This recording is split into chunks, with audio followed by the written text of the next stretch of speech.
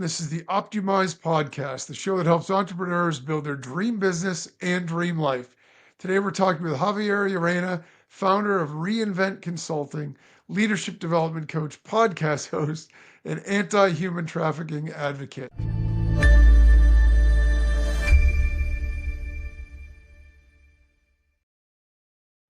I'm super excited about this because I really believe that leadership is such an important part of being an entrepreneur. So, with that, welcome, Javier, and thanks a lot for joining us. I'm Thank you for excited having about me here. talking to It's a you pleasure. because awesome. I was having a chance to look at your background. You have some fascinating stories. I have a lot of questions I want to ask you, but I do have to start with your background. You immigrated from Spain to America in 1984, and then you also faced challenges of childhood trauma. Can you share with us a little bit more about that and what your background is like? Yes, absolutely. So yes, I migrated in 1984 during the LA Olympics. That's my remark. I think one of the biggest surprise to me when I came to America is that Americans, well, I'm American now, but back then they had toothpaste with two colors, right? Back in Spain, there was only the white color, and when I came to America, I'm like, oh my goodness, you have toothpaste with two colors. That's pretty amazing. I think it's amazing. Going back to your question, childhood trauma. Yes, I was born. My mom passed away after 2 years of giving birth to me from pancreatic cancer. I never had a picture with her because she was so sick, so ill that she Oh, refused to take any pictures. Obviously, holding her firstborn. So I grew up without a mom, and then my dad passed away when I was 12. Uh, and then that's why I came to America. But during that time, I was in an orphanage for 4.5 years. That really created a lot of trauma for me. Really hard to digest being in a Catholic orphanage where abuse was was very open, psychologically, sexually, verbally, you name it, all types of abuse there. So I came to America, 12 and a half years old. I think my journey there wasn't the one that you grieve and you really understand where the trauma come from.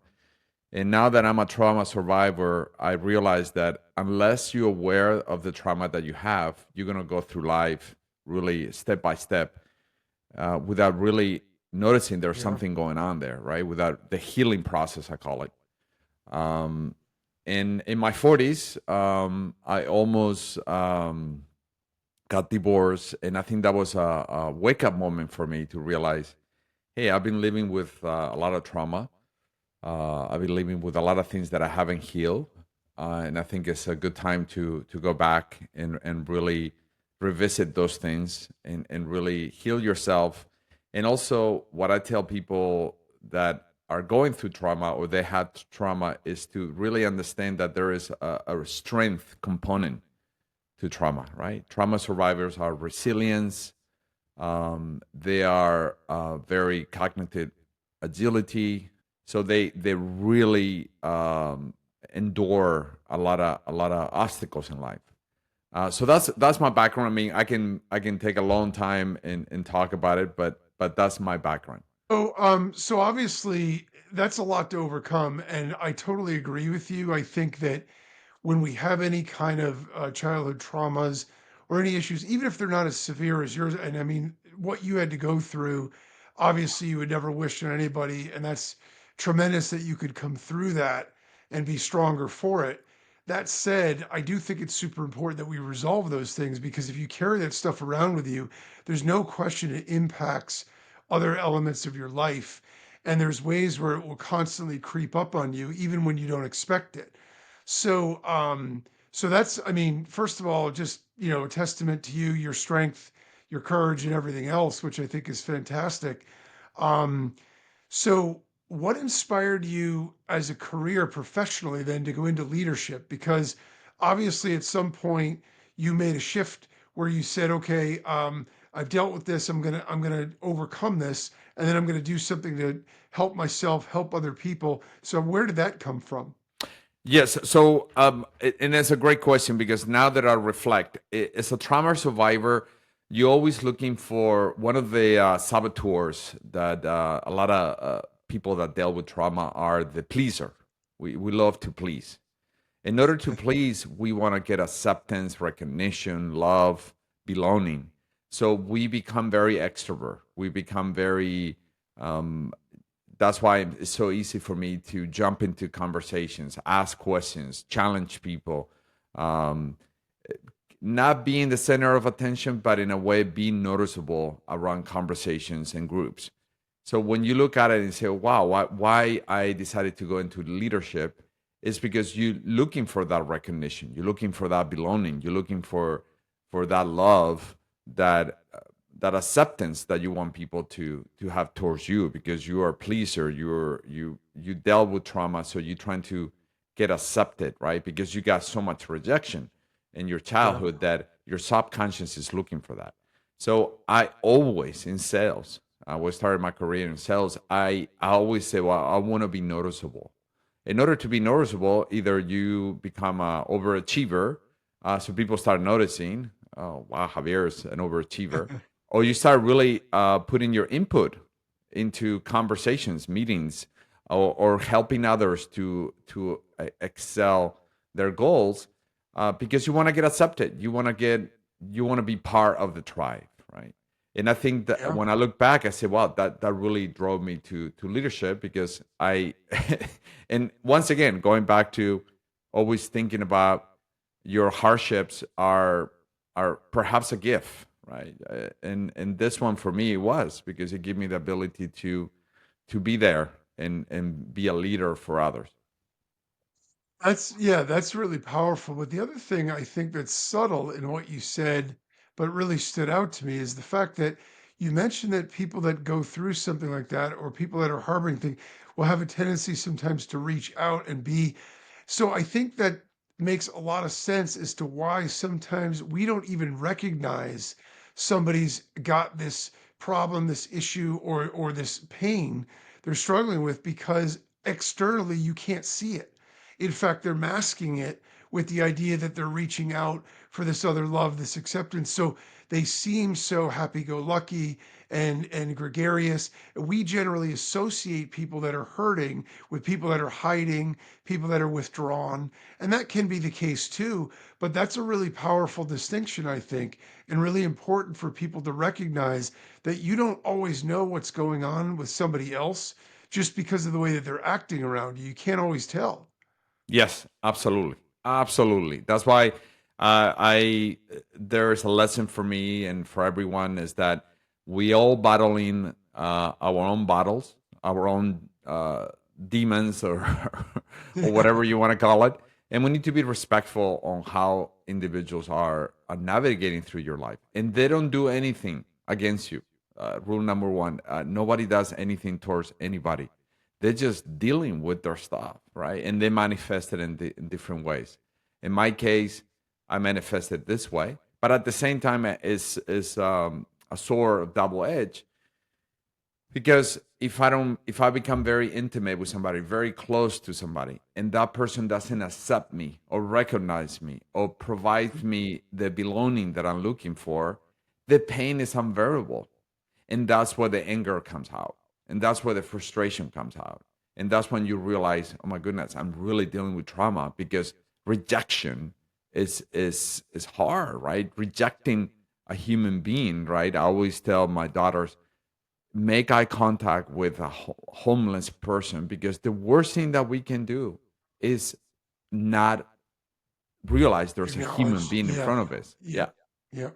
Yeah. No, that's really powerful and really important advice as well. I think it does make a lot of sense that it's oftentimes has nothing to do with the target. If it's the fact that they're harboring something themselves that they haven't been able to reconcile. So, all right, so if we look at this from entrepreneurial standpoint, right? For an entrepreneur who runs businesses with teams, I think that everybody can understand if you have a team, why leadership skills, why these kinds of things are important, and also why sort of behind the scenes understanding people and what they, might be going through that you don't even recognize, is having that empathy is really important. But what about for solopreneurs and business owners with no staff or teams? Do you think leadership is important for them as well?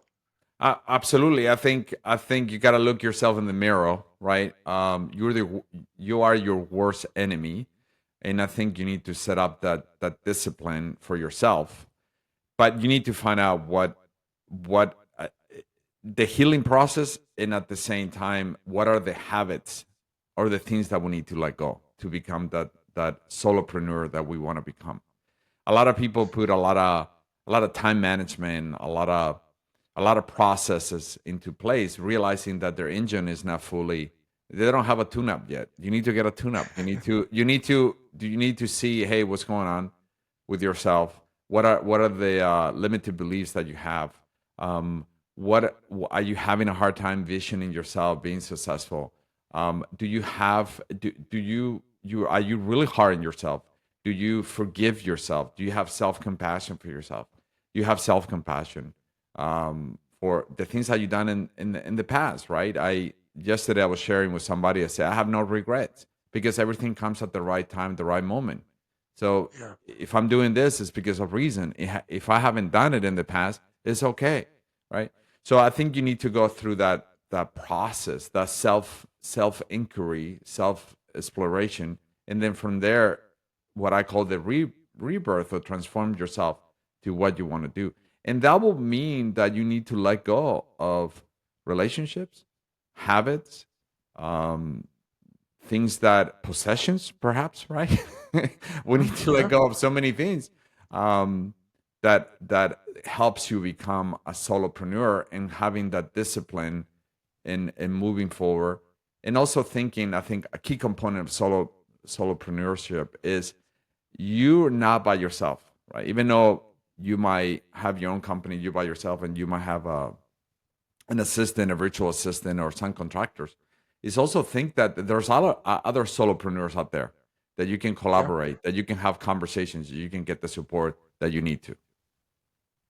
Yeah, I think that that's very true, and I love your focus on the self-awareness piece, because I do think in order to be effective with other people, we have to be effective with ourselves. How could we expect to be able to understand other people if we aren't willing to look at ourselves? And I think in today's day and age, I think part of what's compounded this as an issue is that you mentioned self-compassion, you mentioned self-love, these other things, and I think it's become so difficult because we live in a society now where everywhere you look, social media, everything, everybody's having a party, everybody's more successful than you are, everybody looks like they're having more fun than you are, they have more friends than you do.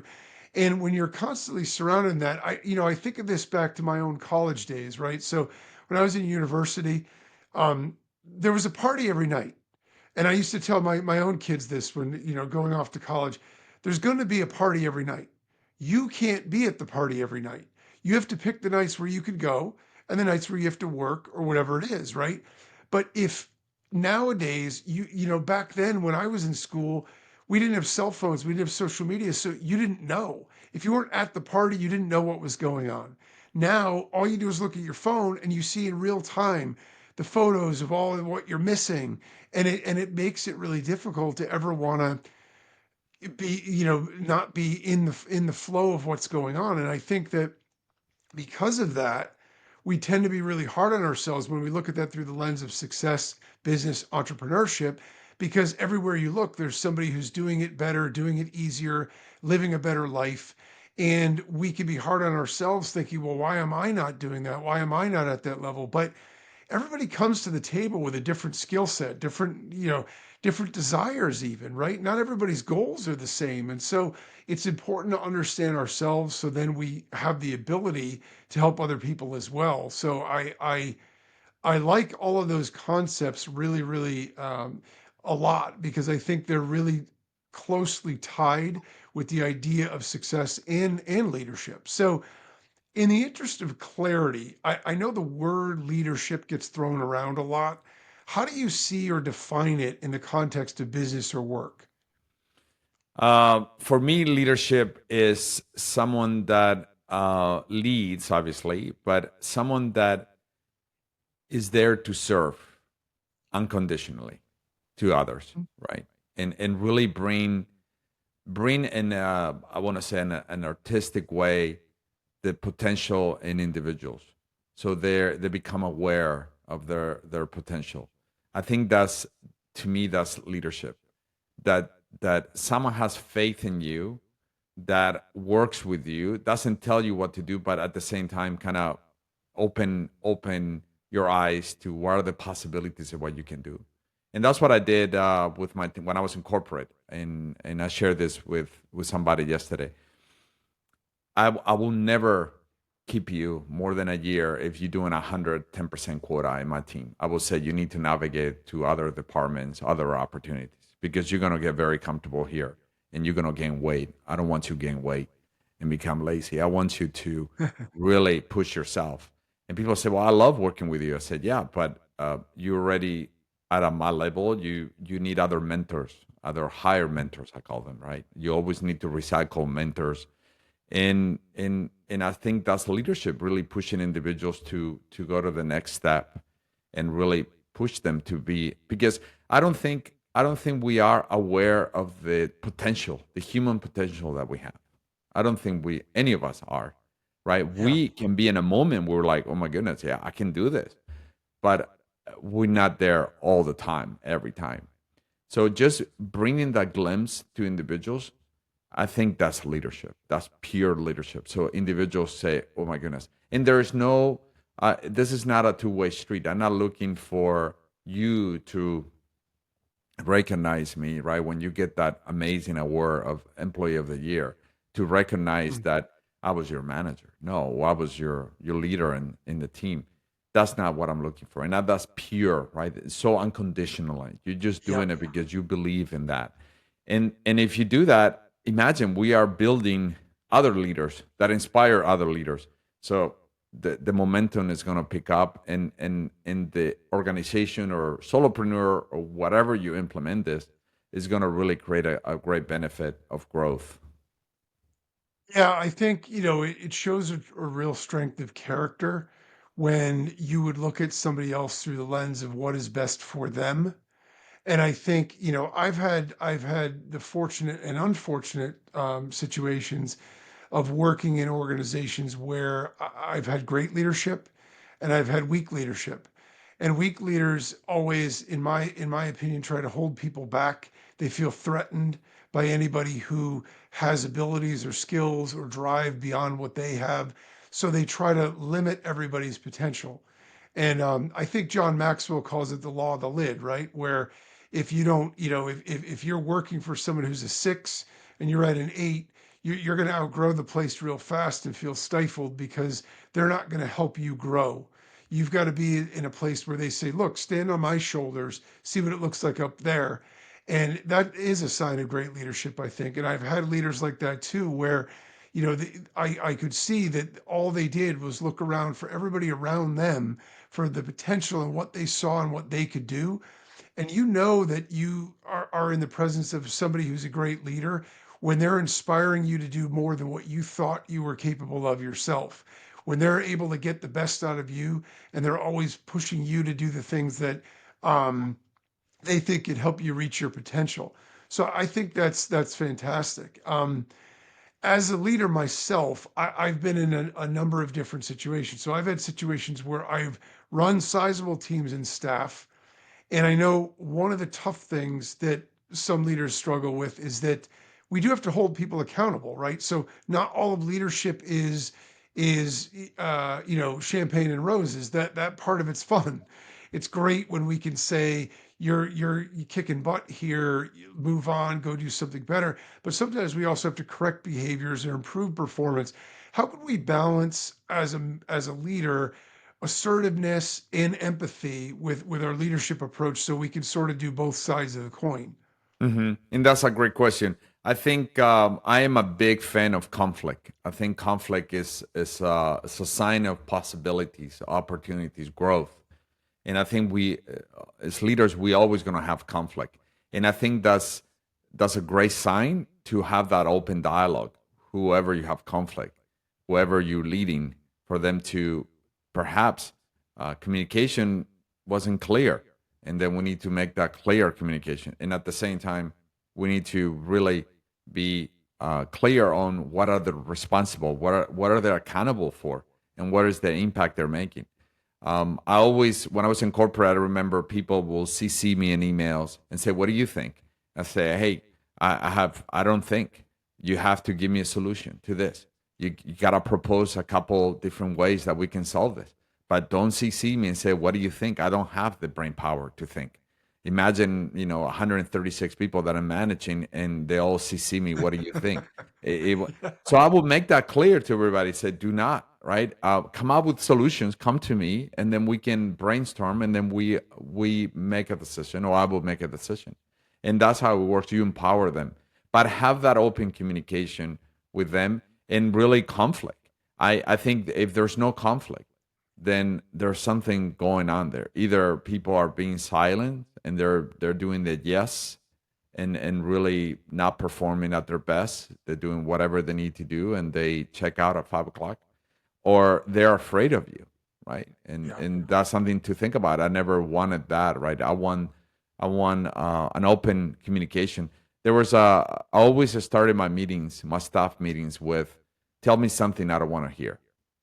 I and love and that. and people were like, What do you mean?" I said, "Yeah, tell me something I don't want to hear, and don't worry, nothing's gonna happen."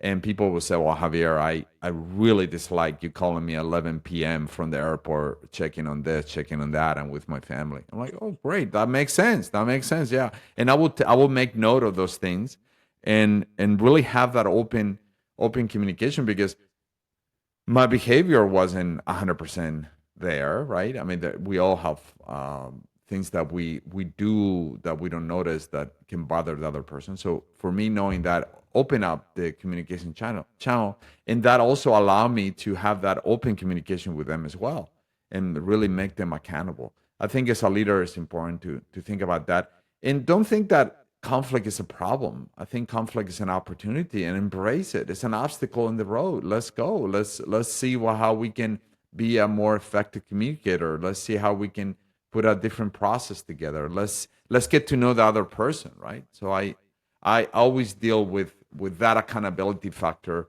with looking for the conflict that we need to solve. Yeah, I think that's a fantastic approach. I think, a number of the things you said there really strike a chord with me because I think, on the one hand, I do agree that, first of all, if you think about even in your personal life, right, there are always those people that at one point you didn't get along with, you butted heads and you thought, I'll never be their friend. I don't really like them, whatever, whatever. What ends up happening is you have a blowout with somebody like that, you end up becoming really good friends.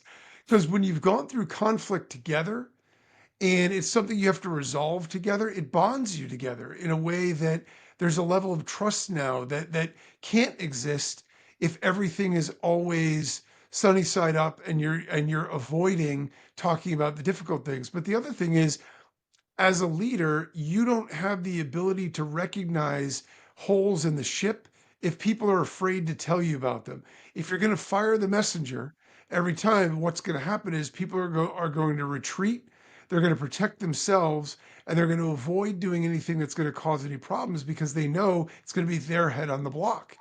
And so I think I love the starting the meeting with tell me something I don't want to hear because it conditions your team to understand you're not going to get in trouble for this. This is something that we need. It's something that, it's a catalyst for growth, and it's how we're going to be able to do that. But the other thing you said I want to touch on that I think is powerful in two different ways is the idea that you say to people, I'm not going to give you just my feedback or input. You come to me with a suggestion, with a solution, with you think it through, because what that does is it helps them develop their own Mm. critical thinking and problem solving skills. And at the same time, it lightens the load on your own plate. Because if you're trying to be the bottleneck for, and look, I'm guilty of this. So this is part of the reason this really resonates with me. I had a brick and mortar business when I was younger. I was just out of college. I didn't have a lot of experience, but I had a business degree. So I said, oh, what the heck? I started a business. I had 7 employees, and we were.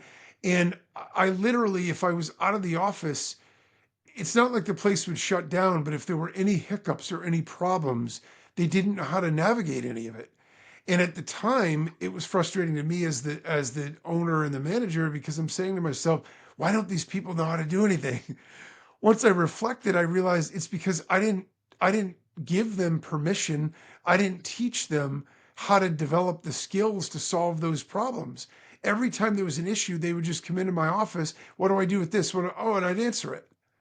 And I didn't realize until years later when I reflected and matured that was my mistake. I needed to treat them differently. So the place I could have developed a thing where they all felt better about what they were doing, more empowered, and also at the same time they would be able to run it without me. And that's, I think, all of those concepts I think are super powerful and really important to implement.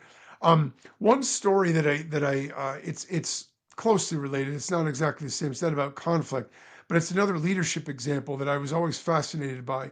I don't know if you're familiar with the company Quad Graphics, but the guy that runs this company Quad Graphics, I think it was Tom Peters, the legendary management consultant that did like a piece on these guys.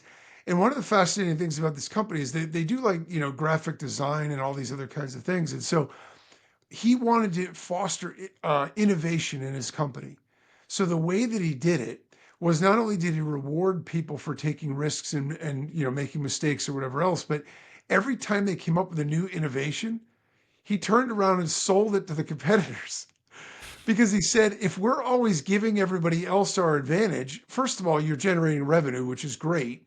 You're rewarding the people inside your organization because they've created this thing. But in addition to that, you have to constantly innovate because the minute that you get complacent and you decide, you know what, we can just sit on this now because we've got an advantage over the competition, you lose that advantage because you're so he always reinforced that idea. And I thought, what a fascinating way to run a business, because who would do that? I mean, it takes a lot of guts to Hmm. do that, but it also shows a tremendous amount of faith and confidence in the people that work with you.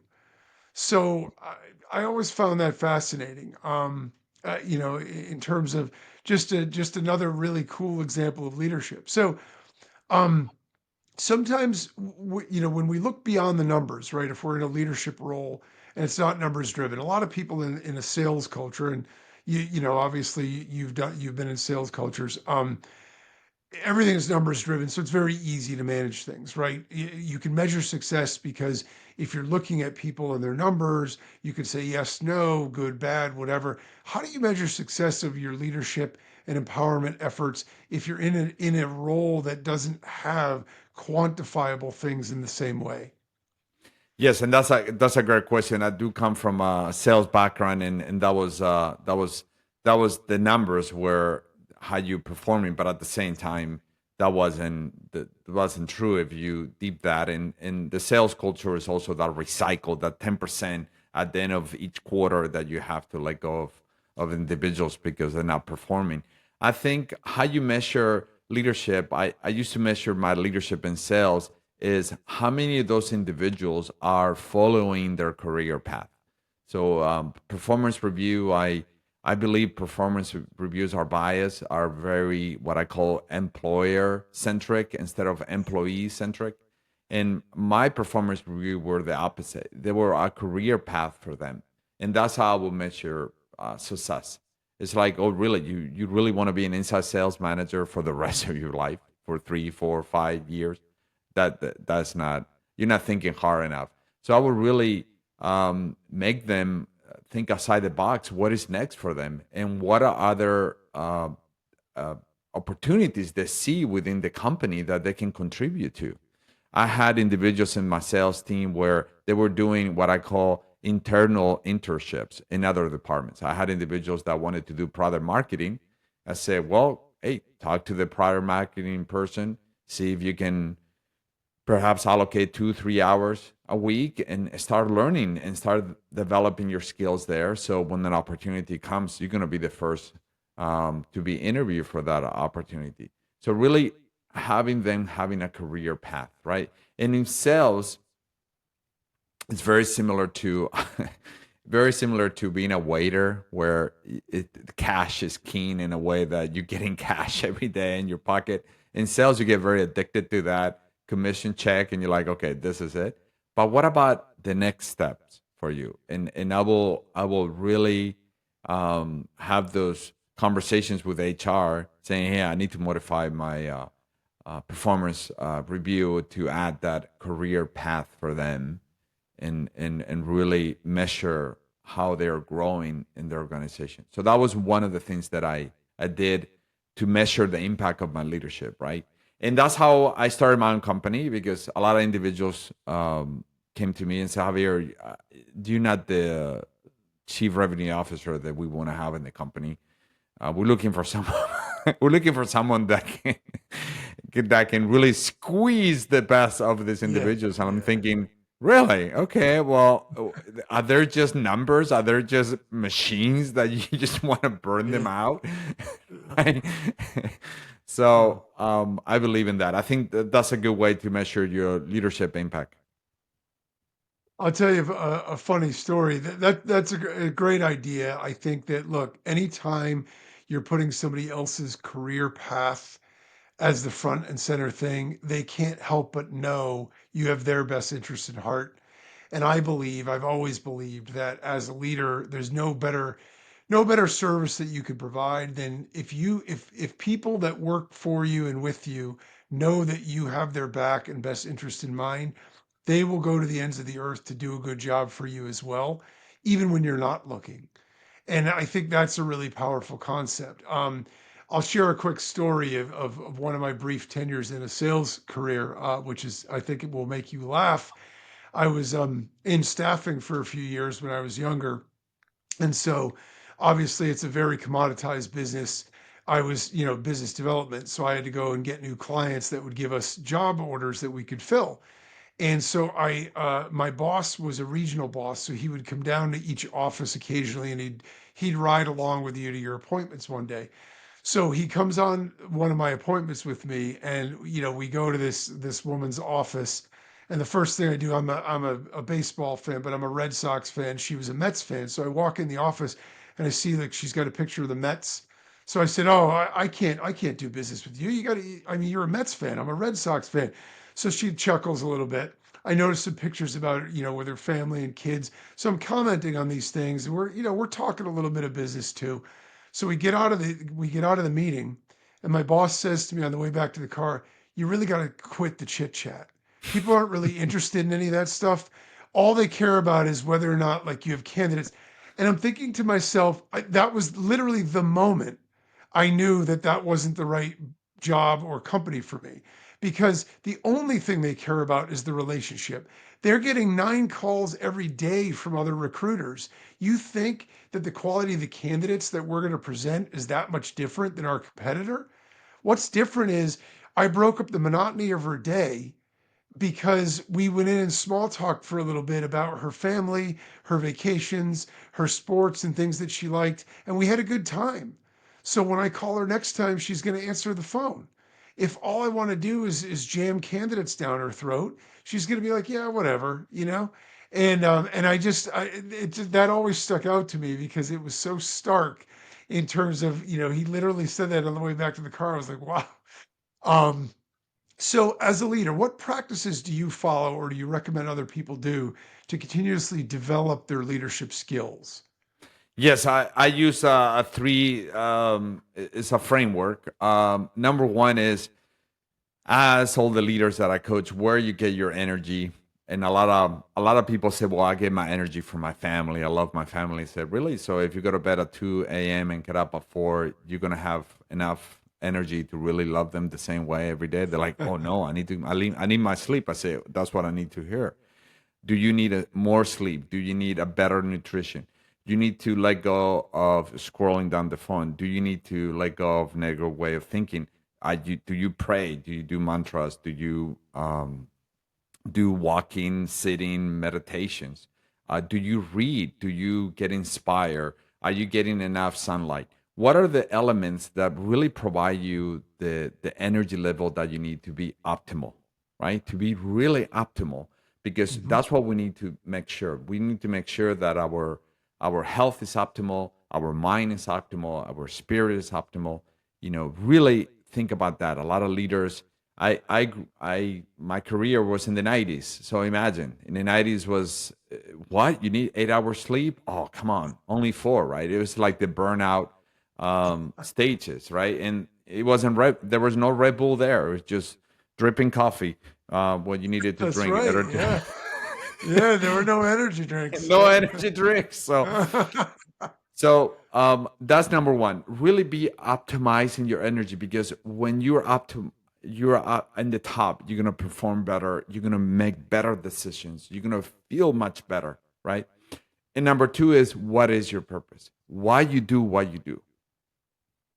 And that's something that we work on, right? What is the purpose of your work that you do, right? Because when you align yourself with that purpose at work, it's just a breeze. We, even though yes, there's going to be moments that are going to be hard, but that's part of the purpose.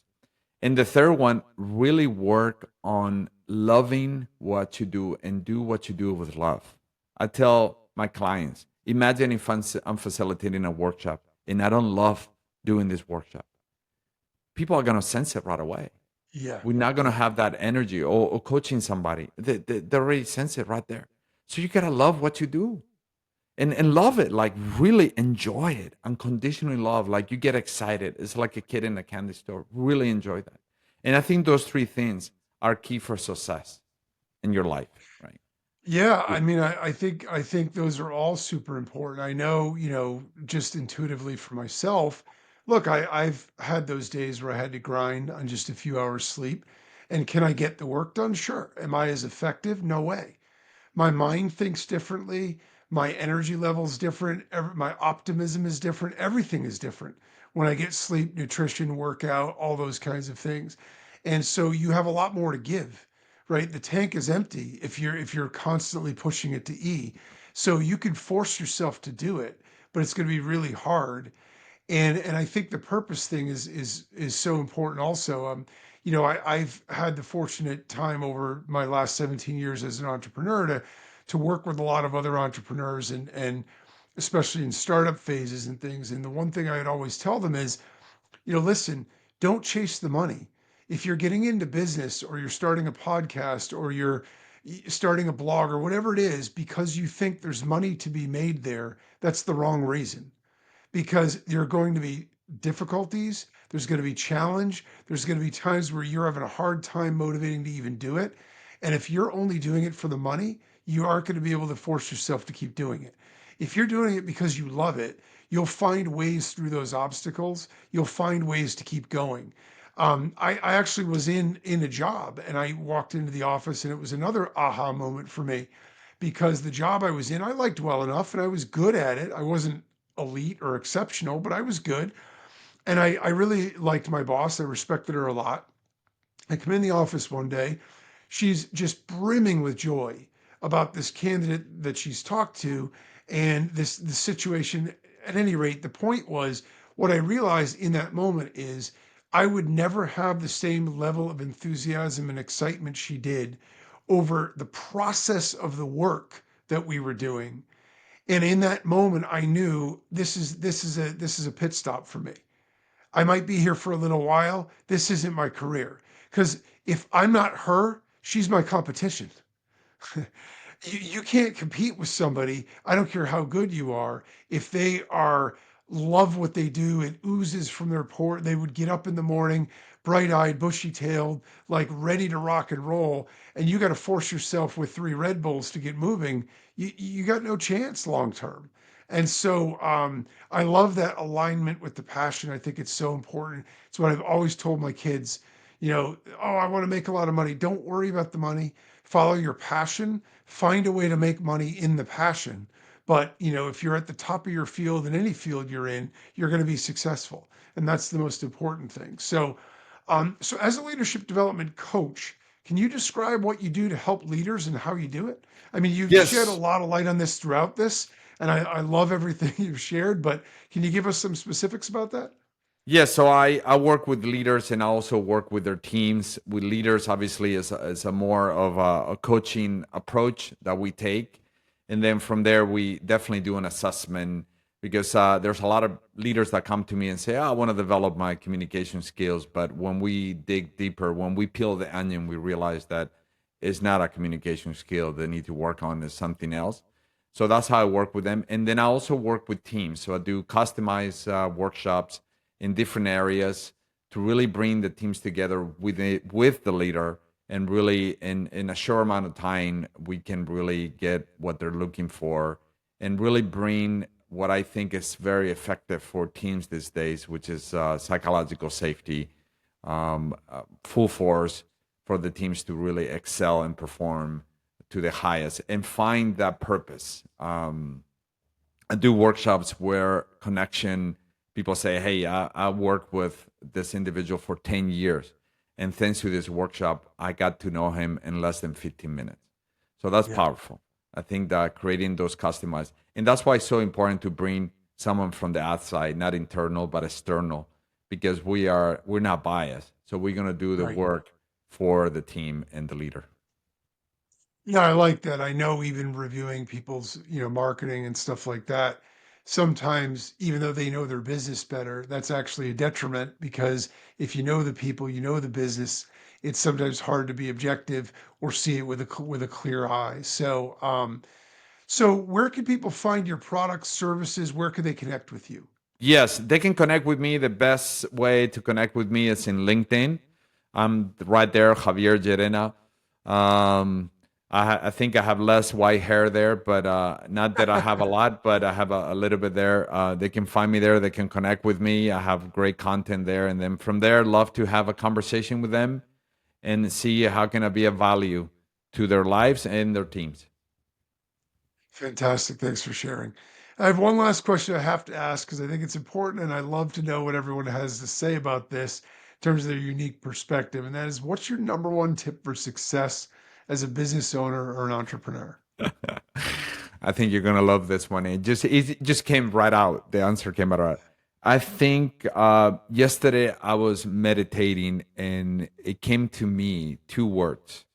I love you. I'm listening. Love yourself 100% and listen to yourself 100%. I think if you follow that, you're gonna be successful in life. That's really great advice. And it's not advice I hear very often. I've heard a lot of different things, but I really believe, especially in today's day and age, that that's so important. And it's important to hear other people who do this for a living say that, right? Not just the fact that like it's out there, but that you've articulated that, and this is what you do for a living. You study, you develop leaders, you do all these things. And the fact that you would say that, I think carries a lot of weight. And I think that's super important. So Thank I you. appreciate you sharing that. And so with that, it's just about time to wrap things up. I want to thank you so much again, Javier, for sharing all your insights and great tips with us. Visit re-invent.consulting to find out more about Javier, how he can help you become a better leader. Also, you can find him on LinkedIn. Thanks a lot for tuning in, everybody. And as always, remember, no matter what you want from your business and your life, don't compromise, optimize.